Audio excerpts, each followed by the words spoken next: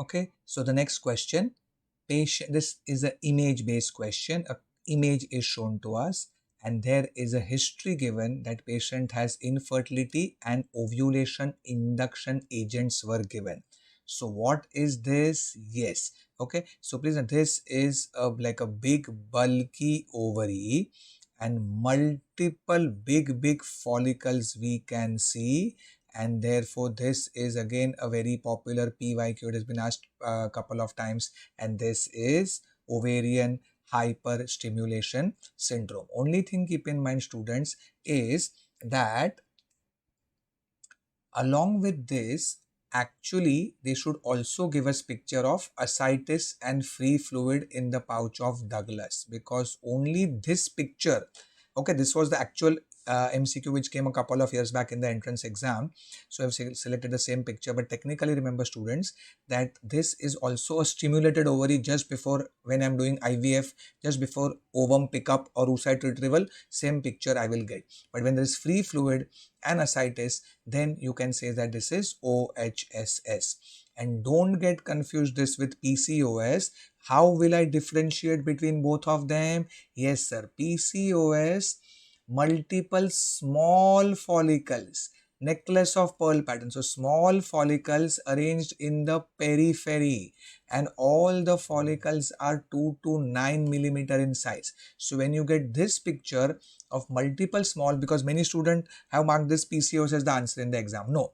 Okay, here you can see that follicles are not only big, and they are towards the center also. They are coming in the center also. So big follicle in the center along with ascites, free fluid, deranged, your hemo concentration, hematocrit rises. Okay, your HCT, hematocrit rises. That is ovarian hyperstimulation syndrome. Okay, so OHSS. Okay, so in PCOS, multiple small follicles arranged in the periphery of the ovary with thick echogenic stroma. Okay, and this big follicle, each will be 18 to 20 millimeter in size. Big follicles, mature follicles, and see they are coming in the center throughout the ovary. So that is OHSS. Okay, and specifically with the history of ovulation induction. Again, revision, which medicines? Yes, sir, your clomiphene letrozole, mainly if HMG or recombinant FSH is given for many follicles to grow, and HCG is the final trigger. Remember, when you give HCG, there is risk of OHSS. No HCG, no OHSS. HCG is given as a final trigger. It's called a trigger to mature the oocytes. Okay, so when HMG, HCG is used, HMG, FSH is used, and along with it HCG is used, there is more chance of developing OHSS. Okay, and a Virgin MCQ, VEGF, vascular endothelial growth factor, is considered as a chemical mediator for development of OHSS. Okay, so this is very difficult, but keep in mind. Okay, moving on. Yes, again a PYQ. Patient has come with a midline septum in the uterus. What is the management? Indirectly, septate uterus. So from the concept, you should be clear that where is the septum? So the septum is within the cavity of the uterus. Septum projects inside. So no point doing a laparoscopy. Laparoscopy is putting a telescope from above, and sir, laparoscopy, the outer surface of the uterus all is normal. Okay, laparoscopy will be normal in a patient of septate uterus. What are we supposed to do? Sir, we are supposed to go through the hysteroscopy route. Yes, hysteroscopy route, and with a scissors or cautery start cutting, and you will start cutting the septum like this. You will cut the septum, and the surgery will be done like this, and you will start cutting the septum like this. The septum will get cut. This is called as hysteroscopic septal resection or hysteroscopic septoplasty, not laparoscopy, not laparotomy, and not laparoscopic resection. Hysteroscopic septoplasty we can say, or hysteroscopic septal resection. or resection of the septum, hysteroscopic resection of the septum. Septum resection, septal resection all mean the same thing.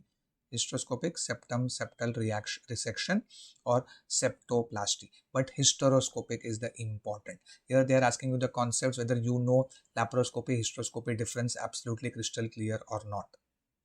Okay, so just remember that the laparoscopy is normal in a patient of septate uterus. Septum is projecting inside the cavity, so you need to start cutting from here, go all the way up, because otherwise the septum can cause infertility, and also it's known to cause repeated pregnancy loss and recurrent abortions. Again, a very important, hysteroscopy is for all except which patients there is no role of hysteroscopy.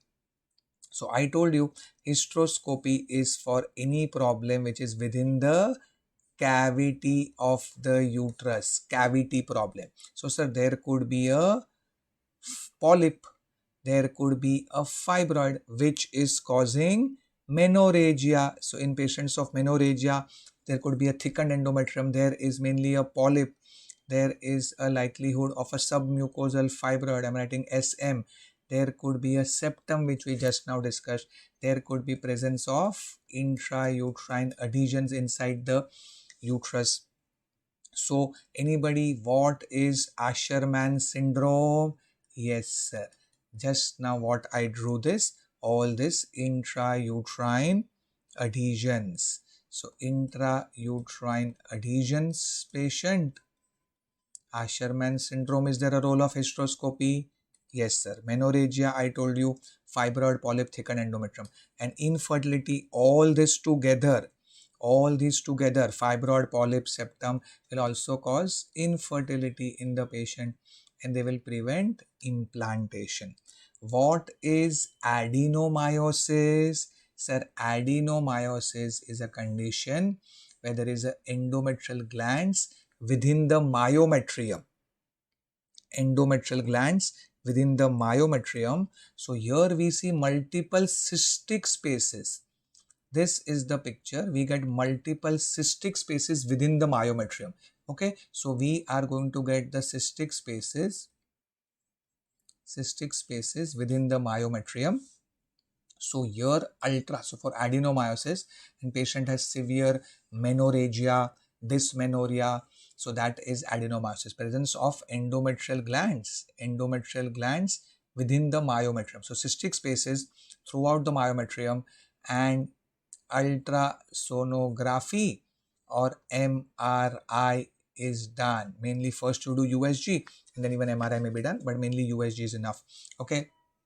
There's also that Venetian blind appearance which is there, and the endometrial myometrial junction. Okay, junctional zone is slightly distorted, and the endometrial myometrial junction is very fuzzy. So all these are USG findings in adenomyosis, and MRI may also be done for adenomyosis patients. So hysteroscopy has got no role in adenomyosis. Why? Because sir, here the cavity is normal. In adenomyosis, the cavity is going to be normal, isn't it? Because the problem is there is the glands are within the endometrial glands are within the myometrium. So for adenomyosis patient, hysteroscopy is not done. Asherman syndrome, of course you do. Menorrhagia patient will help, because in patients of menorrhagia you can detect a polyp or a thickened endometrium or a fibroid. An infertile patient, of course, infertility cavity should be normal. So all these patients A, B and C, there is a role for hysteroscopy. Adenomyosis, you require ultrasonography. Okay, so please keep in mind. And yes, all these things can also be treated with hysteroscopy. Example, we can do a hysteroscopic polypectomy, hysteroscopic fibroid resection, hysteroscopic adhesiolysis, and break all the adhesions like this, and make the cavity normal. And hysteroscopic septal resection also, which we just now discussed. Okay, now very difficult Virgin MCQ, but a part of it, yes, already discussed in the previous question. Which produces medical oophorectomy in patient of endometriosis? I told you endometriosis, we want to suppress the periods, and which will produce medical oophorectomy? The use of GnRH analogs. I told you, and out of the following, which is it? Sir, goserelin. Remember relin ending with RELIN or RELIX.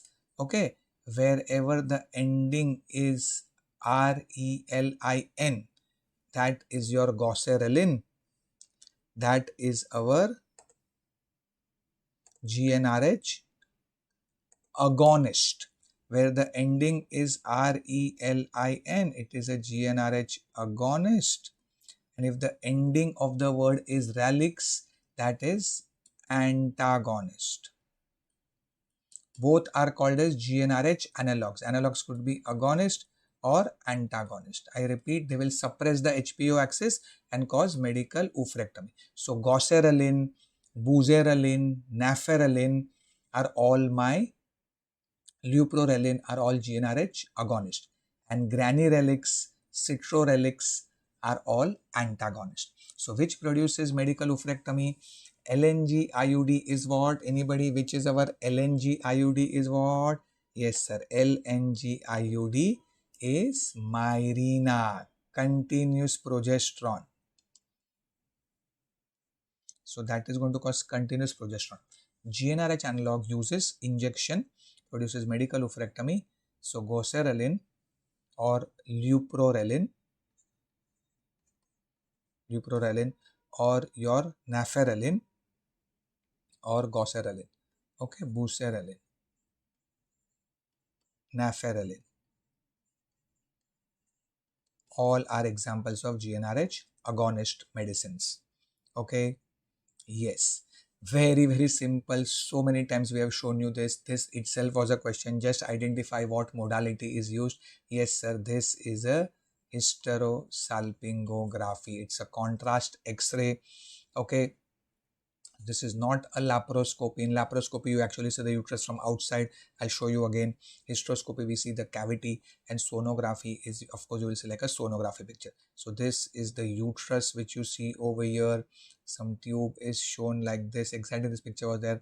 And what is the modality used? Is a hysterosalpingography, contrast X-ray. And which day of the cycle we do it? Revision. Yes, it's generally done on day 8 or day 9 of the cycle, once the bleeding is over.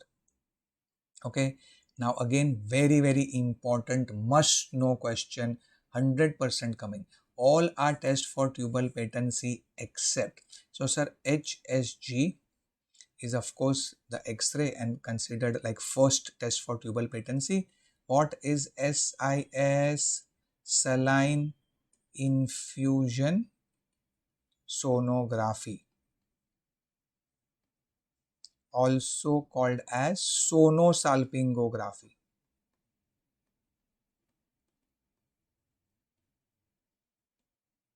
So also please go and see the tubal patency separate video where all this is discussed in detail.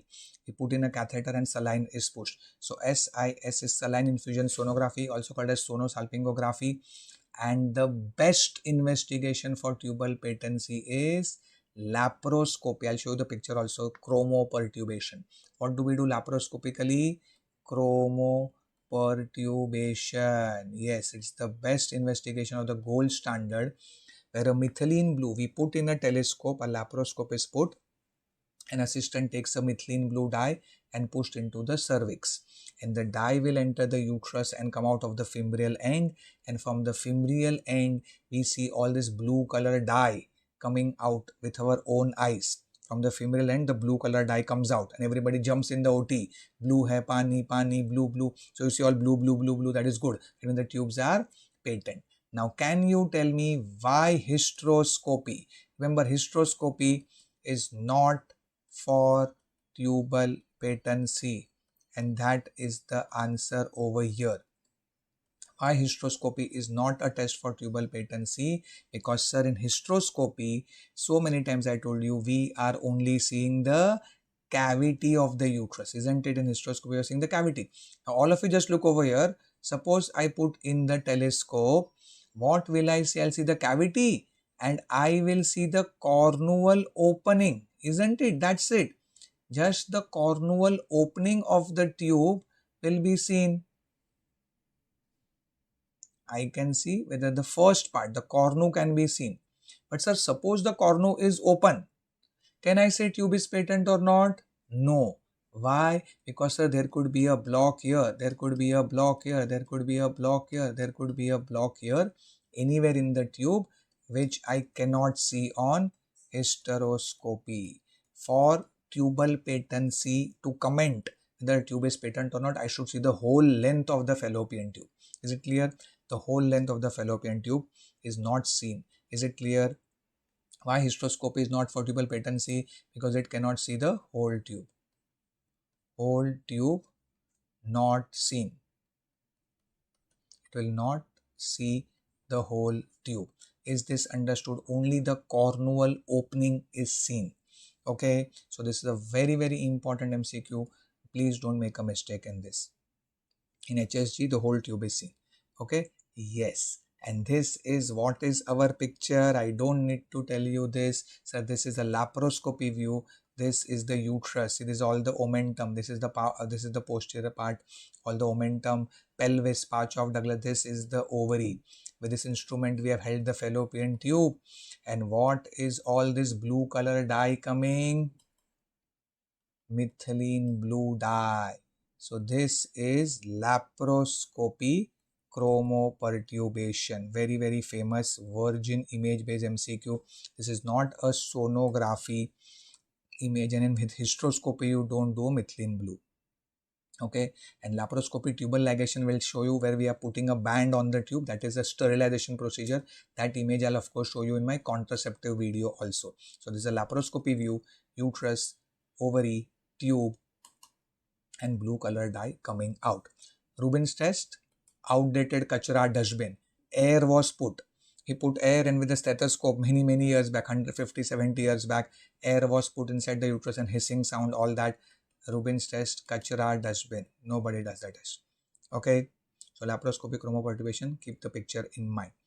Again, a clinical case, and very, very similar. We have discussed it. Acne, hirsutism patient has. Look at the level of LH 15, FSH 5.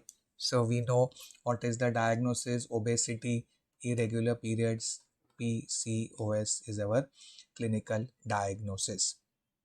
Also discussed in the previous video. And what is the best treatment?